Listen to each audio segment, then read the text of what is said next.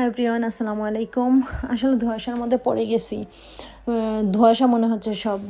কারণ হচ্ছে ইনকালাব cultural centre নিয়ে, সেটা আসলে কে সঠিক কে ভুল জানি না। জাবের ভাইদের কথা শুনলে মনে হয় জাবের ভাইরা সঠিক, এবং কি হাদি ভাইয়ের বোন যদি বলে, হাদি ভাইয়ের বোনের কথাগুলো শুনলে মনে হয় যেন আসলে তার কথার যুক্তি আছে, সে সঠিক।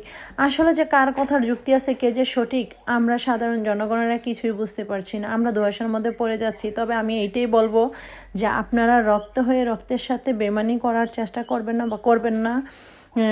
হাতে হাত রেখে বা জাবের ভাইদের সাথে মিলে, এবং কি জনগণও আশা করি হাদি ভাইয়ের স্বপ্নটা বাস্তবায়ন করার প্রাণপণ চেষ্টা করছে বা করে যাবে সঠিকভাবে। আপনারা হাতে হাত মিলিয়ে পাশে দাঁড়িয়ে সেই সেন্টারটাকে রক্ষা করুন, এবং কি হাদি ভাইয়ের স্বপ্নটাকে বাস্তবায়ন করার চেষ্টা করুন।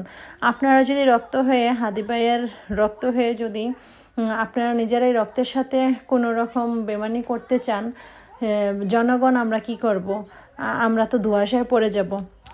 তো আশা করি জাবের ভাইও এখান থেকে বের হবেন না। ভাই, আপনি বের হয়ে গেলে তাহলে এটা ধরে রাখার মতন কেউই থাকবে না বা হবে না। আর হাদি ভাই বলে গিয়েছিল যে এর অবর্তমানে জাবের ভাইয়ের নেতৃত্বে যেন সবাই চলে। তো আশা করি সেটা করা উচিত। আর জাবের ভাই বের হইলে এটা ভাইয়ের বাস্তবায়ন হবে না, ভাইয়ের স্বপ্নটা থেমে যাবে, আর এটা থেমে যাইতে দেওয়া যাবে না।